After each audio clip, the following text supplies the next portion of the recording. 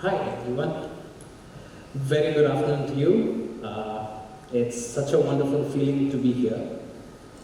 What I'm about to share with all of you may not relate with some of you, and that's okay. It took me around 20 years myself to relate with my own topic. Yeah. But my humble request is, do re-watch this talk sometime later in the future, because I know by then it will relate to all of you. So now let's address the main question. What does success mean to you? 20 years ago, if this question was asked to me, my answer was very, very clear. Work hard, go fast, and achieve more. More money, more possessions, more followers. Only back then it wasn't Facebook, it was probably Friendster. That's how old I am. And fame, recognition, achieve more. So having defined success with work harder, go fast, and achieve more, I embarked on this work for success journey starting 2005. In 2005, I started my work as a salesman in the Chinese herbal supplements and health equipment. And then for 5 years, I enjoyed working there. I achieved so much money, so much fame, so much recognition. But I took a break in 2010 because the fuel that was guiding me, that was driving me forward, was very expensive on my health. I took a break in 2010, and then in 2013 I resumed my work in the field of fitness industry. I became a personal trainer and I opened my gyms.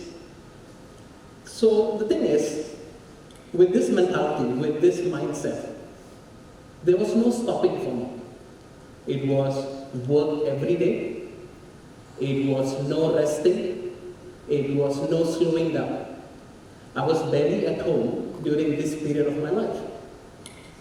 It even reached a point where my mother would actually tell me when I was home, she would actually tell me, you know that this is your house here, it's not a hotel.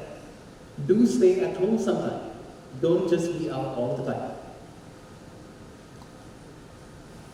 My initial year of working, the fuel that was driving me, that was guiding me, was ambition. It lasted well for 5 years, but then I had to take a break. And then I continued in 2013 when I started working, when I started pursuing my career in the fitness industry. The fuel was pressure and fear. The reason why there was pressure and fear, because I got married. I started my own family. And with the stigma that has been given by the society that a family man needs to fulfill for the family, needs to feed for the family, make sure the kid goes to amazing school, make sure the kid gets a proper education, that actually led to so much pressure and so much fear. But then I kept on going. I kept on going, and then slowly, that drive that was pushing me forward, it started to impose a heavy toll on me. I started feeling extremely fatigued. I had sleepless nights until to a point that I experienced months of insomnia. I lost my ability to feel. I had strain in my relationship with my family. There was no feeling with my son. I mean, my son would be there crying, but to me it was like, okay, he's there. So I lost that ability to feel. Even the relationship with my wife was a bit rocky. She's here, she can attest to it. So there was a heavy toll on me. But then, what did I do? I kept on going forward. because of the pressure, because of the fear. The pressure of needing to achieve, needing to do more, needing to work hard. And the fear of what if when I slow down, I do not achieve what I have to achieve? What if I slow down and then I lose all the possessions that I've built, all the fame that I've built, all the validations that I've received? So the fear and the pressure kept me going. Until in 2018, life knocked me down because I chose to ignore the signals. The thing is that fear, pressure, ambition, they can be a good starting fuel, but they burn fast and they burn hard. And only when life knocked me down, then the realization came, the awakening came. And this is what I wish to share with all of you. One thing we need to realize that ambition, pressure, and fear, they are actually a good booster initially. But without self-awareness, they can actually burn you down. They can actually put a tax on your health, on your sanity, and on your happiness. They can actually rob you the joy of your creation and your work. Fear and pressure can actually make you run very fast without actually reaching anywhere. It's like making you run on a treadmill very fast, but we know what happens when we run on a treadmill. We reach nowhere. It took me a while to come back up from the being knocked down by life in 2018. It took me some time. But when I decided to get back up, I realized that I need to make certain changes. And the changes that I made started with my definition of success itself. Success to me back then was work as hard as possible, work as much as possible, grind, hustle, go as fast as you can, and achieve as much as you can. That needed to change because that definition is not resonating with me anymore. So when I changed it, I changed the definition into success is equal to purpose, passion, do what you're passionate about, do something that aligns with your talent. For me, this talent happens to be teaching, and the subject is about sleep and stress management. I've got a massive experience on that, and that's what I'm teaching. Independence, free from the pressure, what the society expects you to do, and free from the fear of what if I don't do enough. And in this, you get to call the shots. You can actually work with whoever you want to work. You can actually partner with somebody who will resonate with you, who connect with you. You're not forced to team up with anything that you cannot vibe with. You can actually work when you want to work, and you can actually work however you want.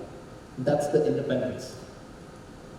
Last but not the least, it's actually one of the most important things is contentment.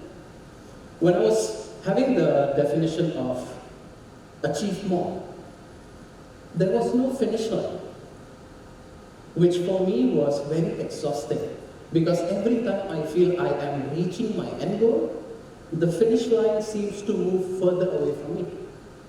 And during that time, that's why I had no breaks in my system. I kept on going, and I kept on going. And this is what I see these days with so many people.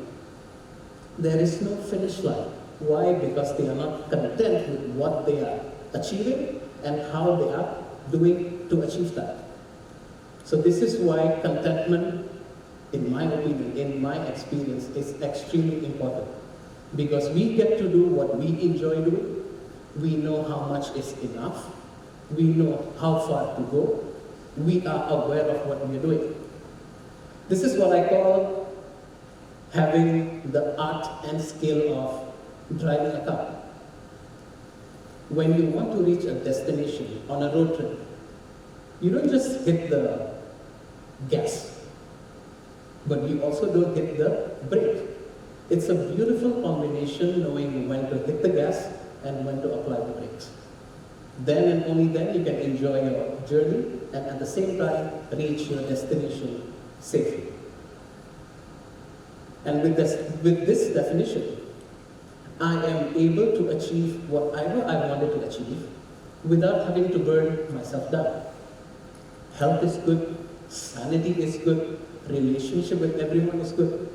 This definition of success is actually working in my favor, which actually makes me ask the question, when this realization came and then I started applying this realization, I sat down and I asked myself, was my previous definition wrong?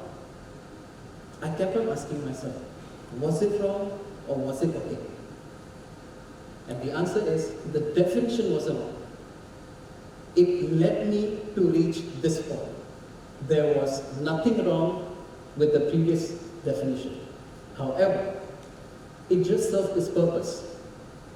It has expired and now it's time to change and move on with the new definition. And this is what I want for all of you.